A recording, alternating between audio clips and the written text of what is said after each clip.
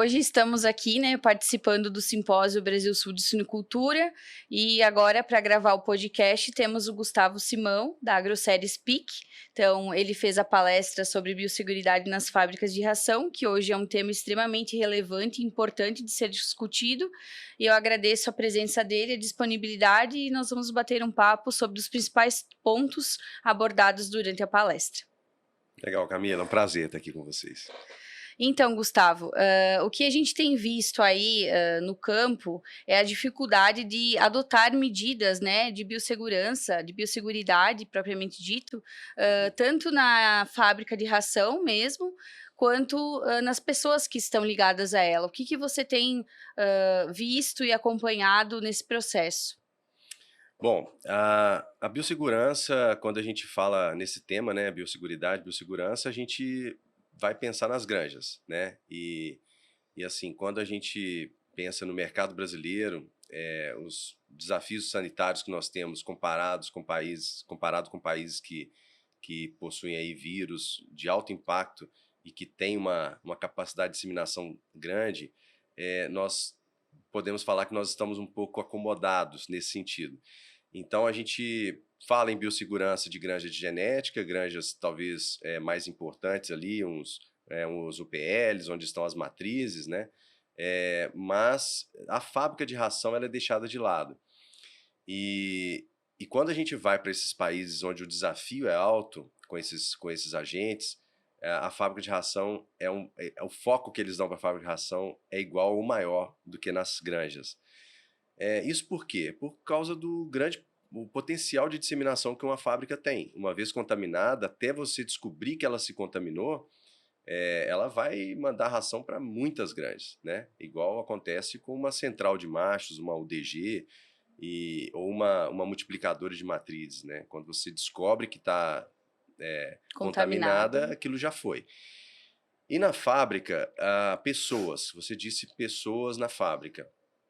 É algo que a gente não se tinha uma dimensão do poder de disseminação que as pessoas podem fazer ali na fábrica, e as pesquisas começaram a mostrar para nós um cenário preocupante, né? Porque, sim, elas são potenciais disseminadoras e de tirar uma contaminação que está talvez no chão, no entorno da granja, por um veículo, por pessoas que acessaram ali, e levar para dentro da parte que faz a fabricação mesmo. Contato. Então, essas barreiras ou os obstáculos que a gente tem como mitigação de risco também devem ser pensados na fábrica, justamente por isso. Então, uma vez que a pessoa entrou nessa área considerada crítica de produção, de contato mesmo com o alimento final, que, como eu disse na apresentação, depois que entrou no caminhão, não tem como, adianta, né? não adianta se fazer mais nada, vai chegar na boca do animal, diferentemente de outras mitigações de risco que você tem na granja, né? A ração ela entra direto, é um caminhão, é um cavalo de Troia, como eu coloquei ali. Se espalha eu muito fiz uma rápido, analogia. né?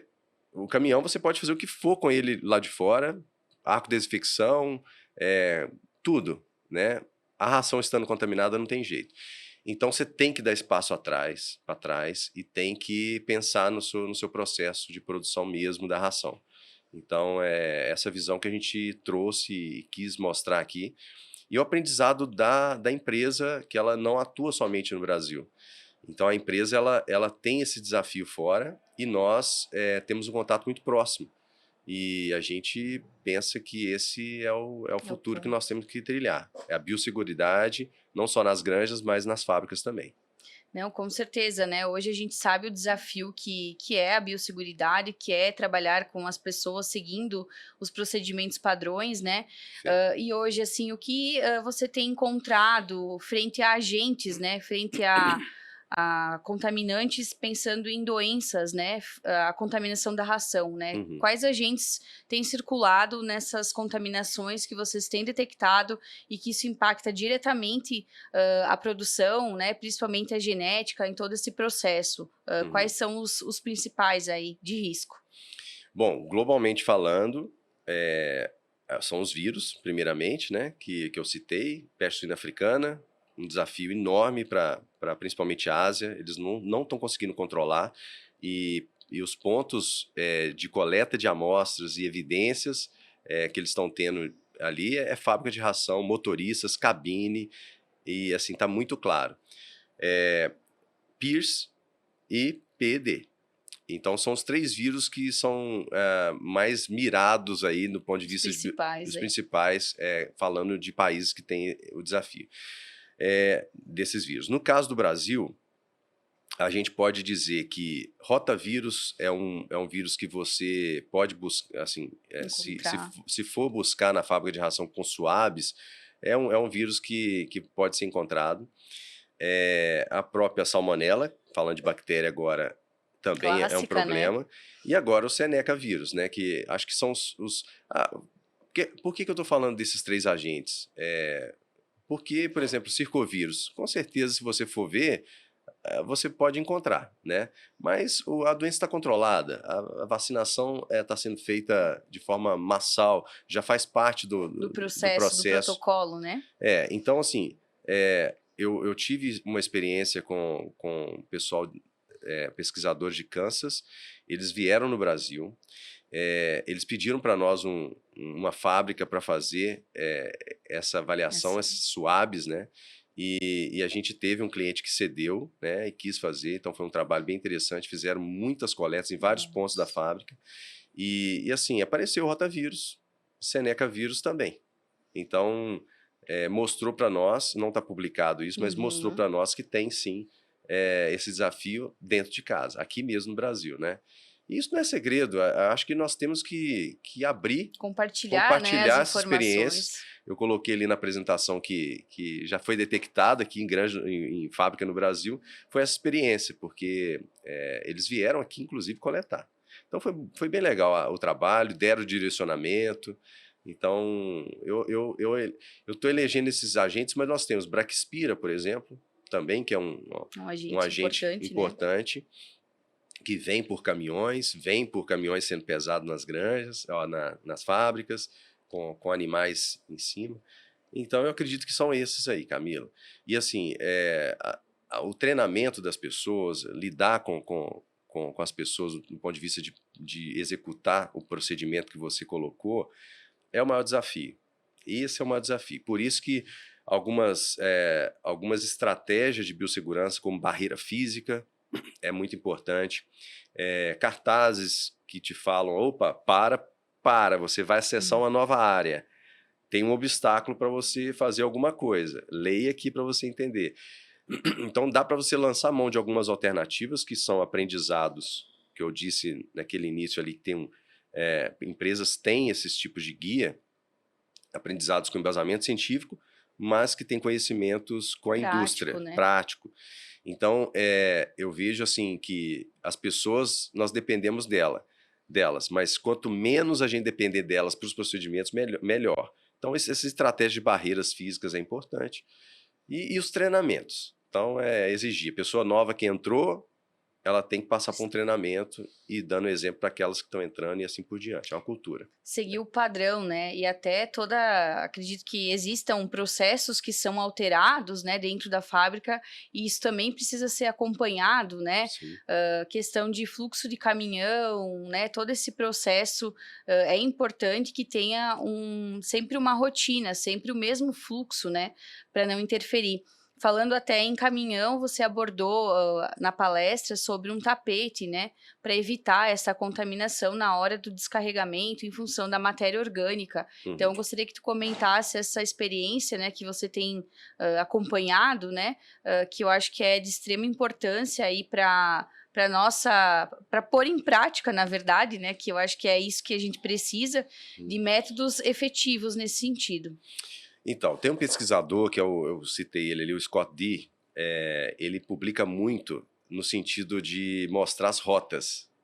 Claramente, ele fala, olha, foi deixado um rastro aqui, né? Especificamente do patógeno, do vírus que ele está pegando. E tem foi publicado isso, que ele foi detectado gelo, né? Na época que tem do frio dos Estados Unidos, o gelo com dejeto gruda ali naquela carenagem do caminhão.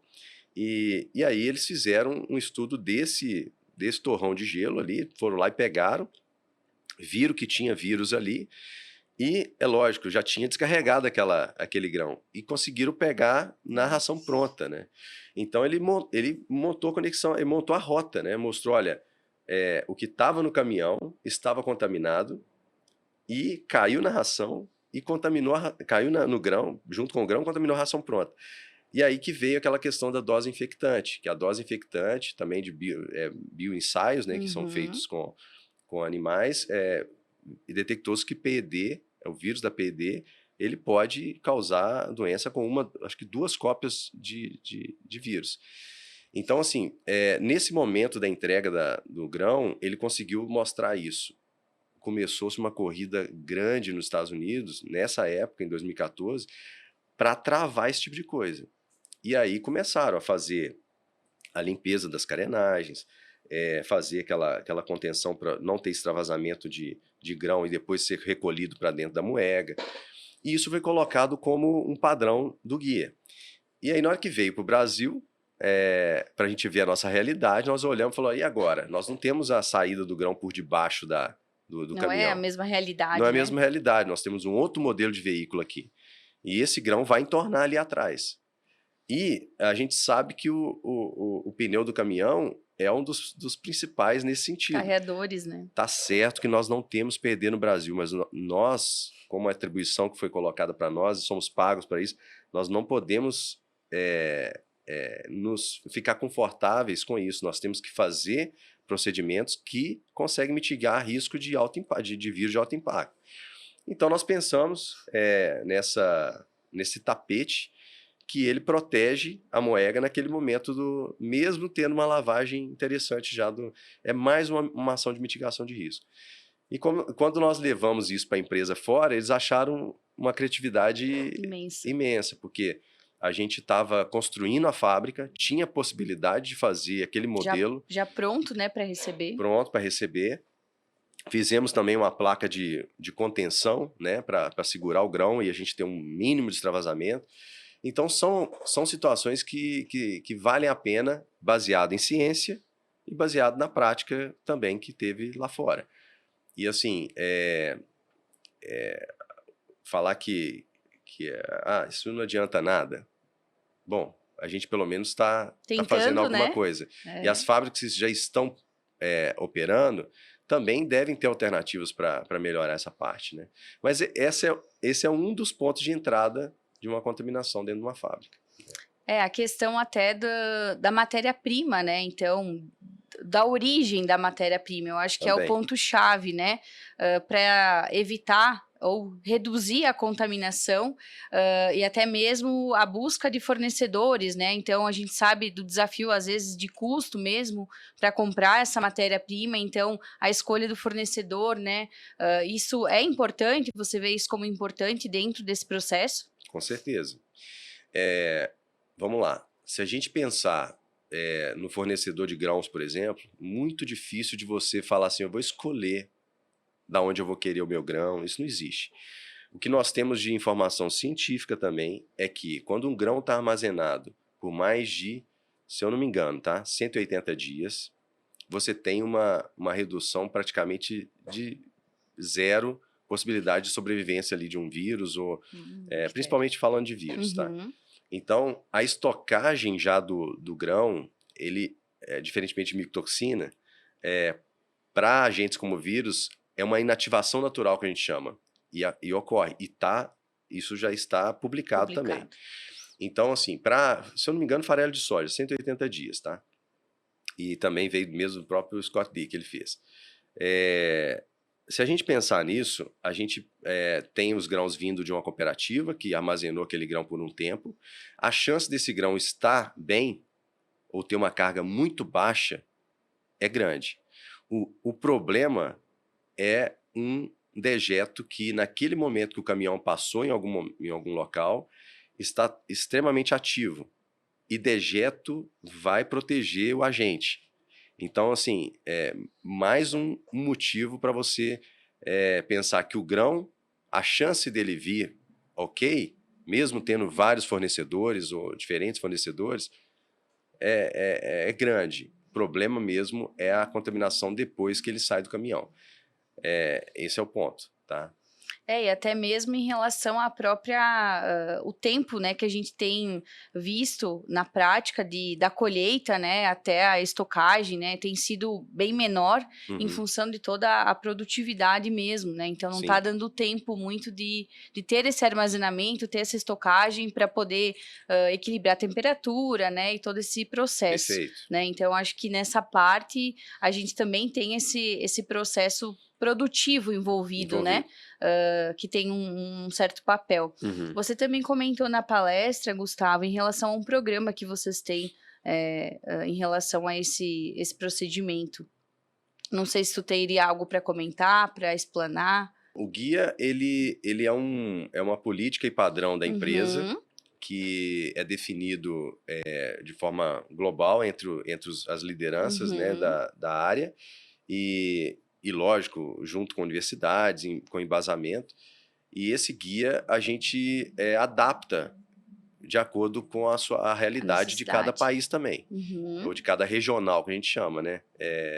Então, a gente tem vamos dizer, um norte, mas nós temos também algumas situações que nós precisamos nos adaptar de acordo com as instalações que nós temos, as condições, igual foi o que a gente falou. A Uhum. gente não fica parado, a verdade é essa, nós não podemos parar e achar assim, olha, Se acomodar, somos né? assim e É, não temos como ser como vocês, né?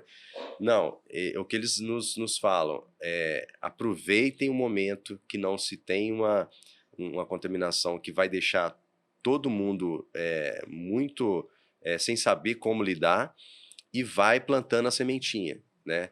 Eles falam que a oportunidade nossa é enorme de forma preventiva, de construir agora, né?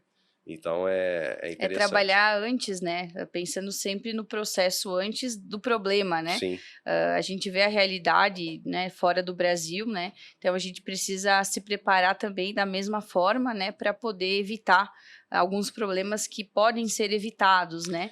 não deixar acontecer para correr atrás, Isso. porque assim, ó, eu posso te afirmar, nós vamos ter uma notícia amanhã ou qualquer dia que foi diagnosticado no país e nós técnicos, nós não vamos ter vida, porque todos vão querer ao mesmo tempo uma assessoria ou um suporte para ver o que nós podemos fazer para evitar a contaminação.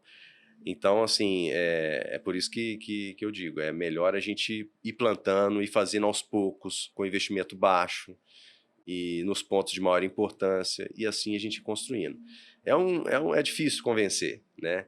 A gente tenta impactar no sentido de financeiro, mostrar experiências de outros países. E que é um investimento, na verdade, É um né. investimento. Acho que muitas empresas elas têm parado para ouvir, têm feito muita coisa. Então, assim, algumas vão sair na frente se acontecer algo, né? E você falou da ração, da importância da fonte.